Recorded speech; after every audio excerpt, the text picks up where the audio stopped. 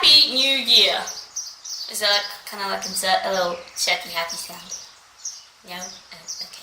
I'm just gonna drink some tea and then I'll get on to this. Hello everyone, my name is May and Happy New Year! This video is a little late. I would have liked to post it a little bit earlier, but I only just got back from New Zealand yesterday, so I'm filming this as early as I possibly could. Anyway, I have seen a lot of people do these videos of their favourite books that they read in 2017, and I just have wanted to do this so much because I read so many amazing books during this year. All of these were 5-star reads for me on Goodreads because these just blew my mind. I loved all of these. These were amazing. I'm gonna put these books in vague order of when I read them in the year, but I'm kind of mostly just trying, so we'll see how we go.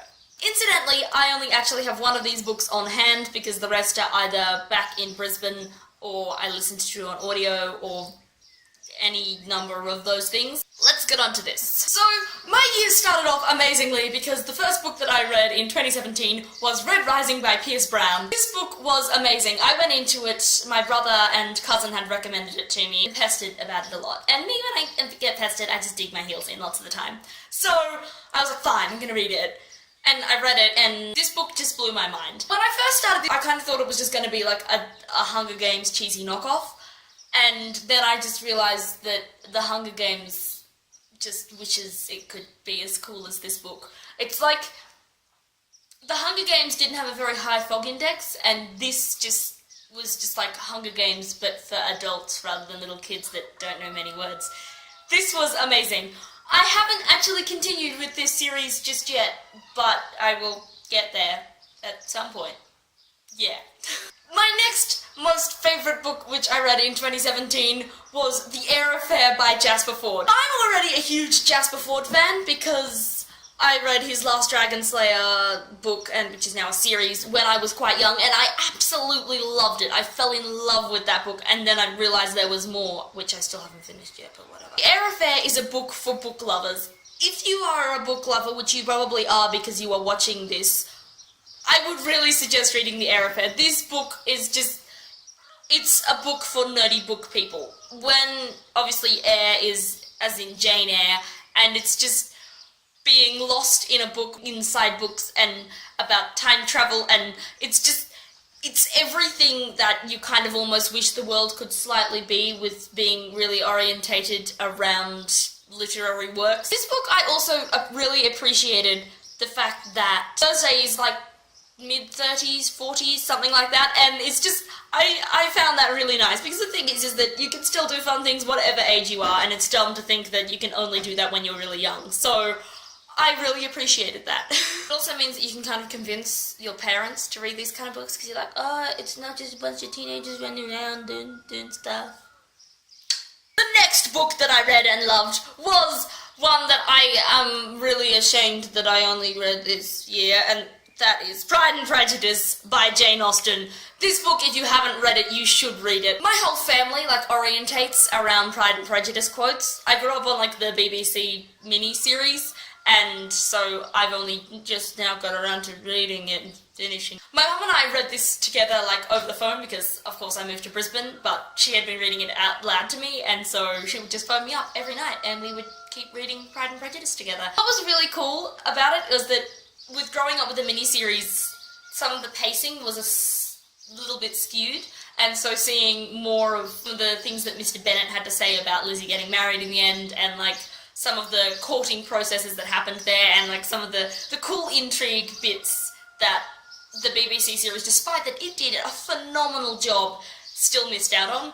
And so if you have enjoyed either the movie, which I'm not as much of a fan of, or the BBC series, I seriously suggest picking up Pride and Prejudice because it's an amazing thing.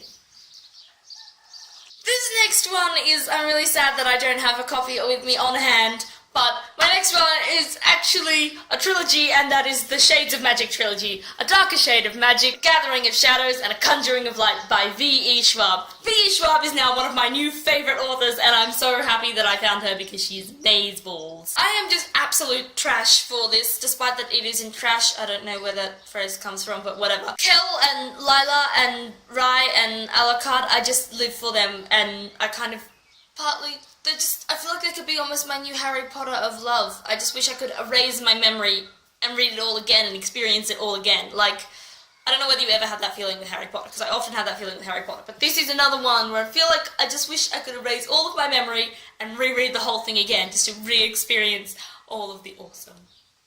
Not to mention that this series is also in my favourite arc of storytelling, which is a trilogy. I love a good trilogy. What can I even say about this series, other than it is just amazing? If you haven't read this series, you probably should. The last two books are kind of both fighting for my favourite book of the whole year. The first one, which I read first, was Way of Kings by Brandon Sanderson.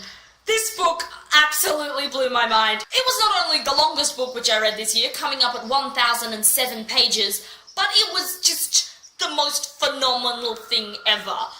I loved it. I loved it. I loved it. And I cannot wait to get on to Words of Radiance and Oathbringer, which just came out, which is the newest book in this apparently going to be 10-book series. I am so excited for everything this series has. It has set up so many promises. The world is so huge and vast. All of these characters I'm just absolutely in love with, and some of them I want to punch, and some of them I want to kill, and some of them I want to kiss, and some of them I want to be. This book just... the world building will just blow your mind, and the way the characters interact and the way they think, you really get inside their head, and they're so real, and they're just so... I love it, I love it. I honestly can't say any more about Way of Kings than I already gush about in my daily life. Way of Kings is just amazing, and I just love it. It probably... like, I don't want to say it's my favourite book, because the other book, I really liked the other one that I read too, which I'm just about to say, but it was amazing. Holy crap, it was amazing. And then my final book, which I finished just before the end of the year, and that was Strange the Dreamer by Laini Taylor. This book was amazing. I finished this on the plane over to New Zealand. I wanted to finish it before I left, so I didn't have to lug this 500-page book around, but I didn't, because I was busy, so yeah. This book was amazing. I think it's going to... is it going to be a trilogy? I feel like it's going to be a trilogy, but I'm so sad that only this book is out. It just absolutely blew my mind. It had me laughing from some of the very first pages. Literally, within the first 50 pages, I threw this book across the room twice because I was very mad at what people were doing. Don't do that to Laszlo! I like Laszlo! I cried on a public bus in this. Oh, well, when I say cried, I mean I had tears in my eyes, but that's about as close as I get. But, like, I was in a bus full of lots of people, I had a random sitting next to me, and I was busy just tearing up a lot. I just don't want to talk about it right now. I don't have emotional. This book, I love, and when I don't think about how it ends, I don't cry, but, I cannot wait for the next bit in this series to come out. Because Laini Taylor, we're gonna have words. These have been my favourite books that I have read in 2017. I've had a wonderful year booktubing. Please let me know down below if you have done one of these videos for your favourite books of 2017, or what your favourite books of 2017 were, because I would be very interested to know whether I should read them and make them my favourite books of 2018. I am super excited for this upcoming year, and I hope to make a what I want to do in this year video as soon as I come back from this camp that I'm leading on, which I need to leave for in about an hour. Thank you so much for watching. Good night! You have done one of these videos, or if any of these videos... what is it? It's an artful form of storytelling, and I like it.